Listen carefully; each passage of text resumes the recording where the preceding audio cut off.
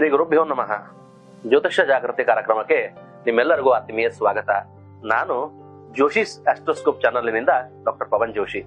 ಇವತ್ತಿನ ನಮ್ಮ ವಿಷಯ ವಿಶ್ವದಾದ್ಯಂತ ಬಹಳಷ್ಟು ಪ್ರಖ್ಯಾತಿಯನ್ನ ಹೆಸರು ಮಾಡಿರುವಂತಹ ವಿಷಯ ಕುಂಭಮೇಳ.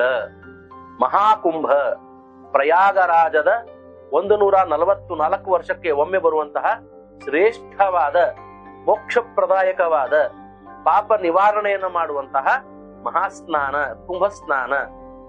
ಆ ಕುಂಭಮೇಳದ ಬಗ್ಗೆ ಒಂದಿಷ್ಟು ವಿಷಯವನ್ನ ಮಾತನಾಡಲು, ಈ ಕುಂಭ ಮತ್ತು ಮೇಳ ಈ ಎರಡು ಪದದ ವ್ಯಾಖ್ಯಾನವನ್ನು ತಿಳ್ಕೋಬೇಕು. ಕುಂಭ ಅಂದ್ರೆ ಏನು?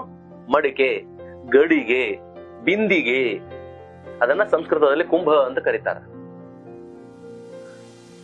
ಮೇಳ ಅನ್ನುವ ಪದದ ಅರ್ಥ ನಮ್ಮ ಆಡು ಭಾಷೆಯಲ್ಲಿ ಹೇಳುವುದಾದ್ರೆ ಜಾತ್ರೆ, ಸಂಭ್ರಮ, ವೈಭವ, ಸಂಘಟನೆ, ಎಲ್ಲರೂ ಸೇರುವ ಗ್ಯಾದರಿಂಗ್ ಅಂತ ನಾವೇನ್ ಕರಿತೀವಲ್ಲ, ಫೆಸ್ಟಿವಲ್, ಉತ್ಸವ.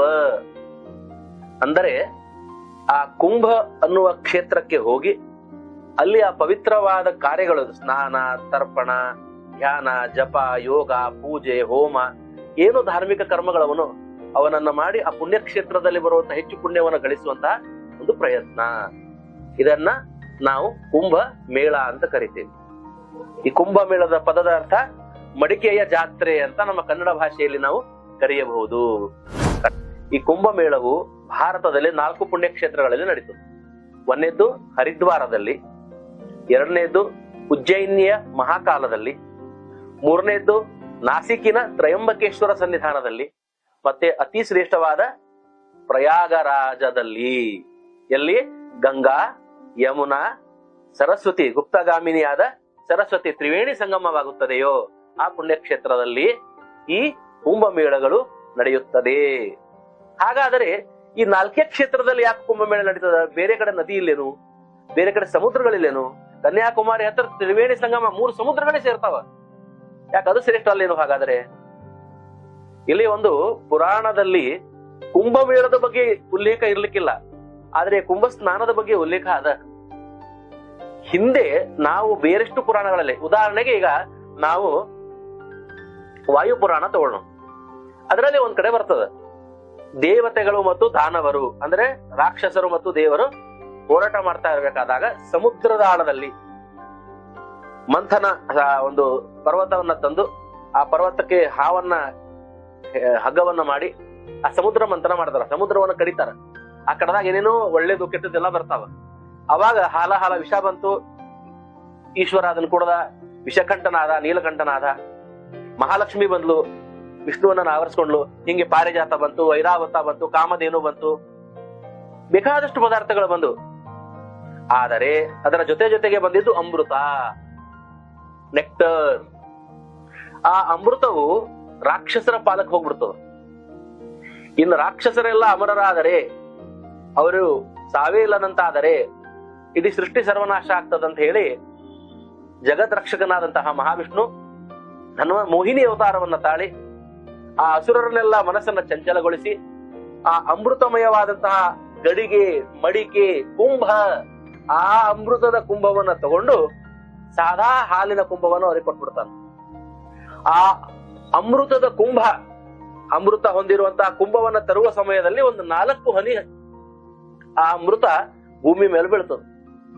ಅದು ನಾಸಿಕಿನಲ್ಲಿ, ತ್ರಯಂಬಕೇಶ್ವರನಲ್ಲಿ, ಹರಿದ್ವಾರದಲ್ಲಿ, ಮತ್ತೆ ಉಜ್ಜಯಿನಿಯಲ್ಲಿ, ಮತ್ತೆ ಪ್ರಯಾಗರಾಜದಲ್ಲಿ.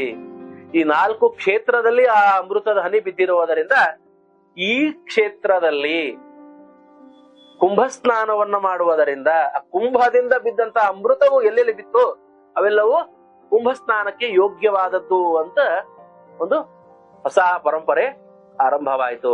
ಅದಕ್ಕೆ ಅದನ್ನ ಕುಂಭಸ್ನಾನ ಅಂತ ಆರಂಭ ಆಯಿತು. ಅದಕ್ಕ ಮಾಘ ಕುಂಭ, ಅರ್ಧ ಕುಂಭ, ಮಹಾಕುಂಭ, ಪೂರ್ಣ ಕುಂಭ, ಹಿಂಗ ಒಂದು ವರ್ಷಕ್ಕೊಂದ್ಸರಿ ಆಚರಣೆ ಮಾಡೋದು, 3 ವರ್ಷಕ್ಕೊಂದ್ಸರಿ ಆಚರಣೆ ಮಾಡೋದು, 6 ವರ್ಷಕ್ಕೊಮ್ಮೆ ಆಚರಣೆ ಮಾಡೋದು, 12 ವರ್ಷಕ್ಕೊಮ್ಮೆ ಆಚರಣೆ ಮಾಡೋದು. ಹೀಗೆ 12 ವರ್ಷದಂತೆ 12 ಬಾರಿ ಮಾಡಿದಾಗ 144ನೇ ವರ್ಷಕ್ಕೆ ಒಂದು ಮಹಾಕುಂಭ ಸ್ನಾನ ಅಂತ ಮಾಡ್ತೇವೆ. ಇದು ಬಹಳ ದುರ್ಲಭವಾಗಿ ಸಿಗುವಂತಹ ಪುಣ್ಯದ ಒಂದು ಅವಕಾಶ. ಈ ವಿಷಯಕ್ಕೆ ಇನ್ನೊಂದು ಪೌರಾಣಿಕ ಜ್ಯೋತಿಷ್ಯ ಹಿನ್ನೆಲೆಯನ್ನ ಹೇಳ್ತೇನೆ.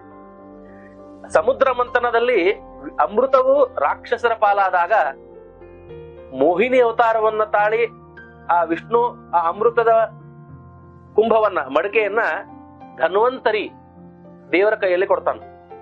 ಆ ಧನ್ವಂತರಿ ದೇವರು ಇಂದ್ರನ ಮಗ ಜಯಂತ ಅನ್ನುವನ ಕೈಯಲ್ಲಿ ಕೊಟ್ಟು ನೀನು ಓಡಿ ಹೋಗಿ ದೇವತೆಗಳಿಗೆ ಮುಟ್ಟಿಸು ಅಂತ ಕೊಡ್ತಾನ. ಆ ಜಯಂತ ಓಡಿ ಬರ್ಬೇಕಾದಾಗ 4 ಹನಿಗಳ ಅಮೃತಗಳು ಭೂಮಿಯ ಮೇಲೆ ಬೀಳ್ತಾವ. ಆ ಜಯಂತನ ಸಂರಕ್ಷಣೆಗಾಗಿ ಸೂರ್ಯ, ಚಂದ್ರ ಮತ್ತು ಬೃಹಸ್ಪತಿ ಅನ್ನುವ 3 ಗ್ರಹದ ದೇವತೆಗಳು ಅವನ ರಕ್ಷಣೆಗಾಗಿ ಹೋಗ್ತಾರ. ಅವನ ರಕ್ಷಣೆಯನ್ನ ಮಾಡ್ತಾರ, ಅಮೃತವನ್ನ ದೇವರ ಪಾಲಿಗೆ ಮುಟ್ಟಿಸ್ತಾರ. ಅದು ಪುರಾಣದ ಒಂದು ಹಿನ್ನೆಲೆ. ವೈಜ್ಞಾನಿಕವಾಗಿ ಹೇಳುವುದಾದರೆ, ಯಾವಾಗ ಗುರು ಅನ್ನುವ ಗ್ರಹ ಸೂರ್ಯ ಮತ್ತು ಚಂದ್ರರು ಇಂತಿಂತ ನಿರ್ದಿಷ್ಟವಾದ ಸ್ಥಾನದಲ್ಲಿ ಇದ್ದಾಗ ಮಾತ್ರ ಕುಂಭ ಆಗ್ತದ, ಕುಂಭಮೇಳ ಆಗ್ತದ. ಯಾವಾಗ ಬೇಕಾದಾಗ ಆಗೋದು. 12 ವರ್ಷ ಅಂದ್ರೆ ಇವತ್ತಿಂದ 12 ವರ್ಷ ಬರಲಿಕ್ಕಲ್ಲ. 12 ವರ್ಷ ಖರೆ ಯಾವ ತಿಂಗಳದಾಗ ಯಾವತ್ತಿಂದ ಆರಂಭ ಆಗ್ತದ, ಯಾವತ್ತಿಂದ ಮುಗಿತದ, ಅವೆಲ್ಲ ದಿನಗಳ ಕಾಲಗಳ ನಿರ್ಣಯ ಆ ಗುರು ಅನ್ನುವ ಗ್ರಹ, ಸೂರ್ಯ ಅನ್ನುವ ಗ್ರಹ ಮತ್ತೆ ಚಂದ್ರ ಅನ್ನುವ ಗ್ರಹದ ಆಧಾರದ ಮೇಲೆ ನಿಂತಿರುತ್ತದೆ. ಇದು ಬಹಳ ಮುಖ್ಯವಾದದ್ದು ಮತ್ತು ವೈಜ್ಞಾನಿಕವಾದಂತದ್ದು ನಾವು ತಿಳಿಯಬೇಕು. ಈಗ ಪ್ರಚಲಿತವಾಗಿ ಪ್ರಯಾಗರಾಜದಲ್ಲಿ ಏನು ಜನವರಿ 16 ಕುಂಭಮೇಳ ಆರಂಭವಾಯಿತು. ಅವತ್ತು ಬೃಹಸ್ಪತಿ ಗುರು ಎನ್ನುವ ಗ್ರಹ ವೃಷಭ ರಾಶಿಯನ್ನ ಪ್ರವೇಶ ಮಾಡಿದ, ಸೂರ್ಯನು ಮಕರ ರಾಶಿಯನ್ನ ಪ್ರವೇಶ ಮಾಡಿದ, ಚಂದ್ರನು ಮಕರ ರಾಶಿ ಉತ್ತರಾಷಾಢ ನಕ್ಷತ್ರ 2ನೇ ಪಾದವನ್ನ ಪ್ರವೇಶ ಮಾಡಿದ. ಅಂದಿನಿಂದ 144 ವರ್ಷಕ್ಕೆ ಒಮ್ಮೆ ಬರುವಂತಹ ಮಹಾಕುಂಭ ಆರಂಭವಾಯಿತು.